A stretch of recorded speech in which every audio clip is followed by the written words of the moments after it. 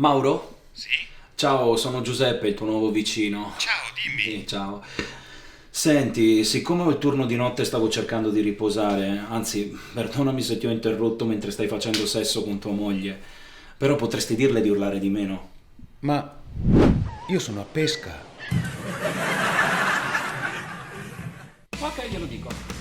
Allora ragazzi, mi raccomando, se il video vi è piaciuto lasciate un bel mi piace al video e iscrivetevi al nostro canale YouTube.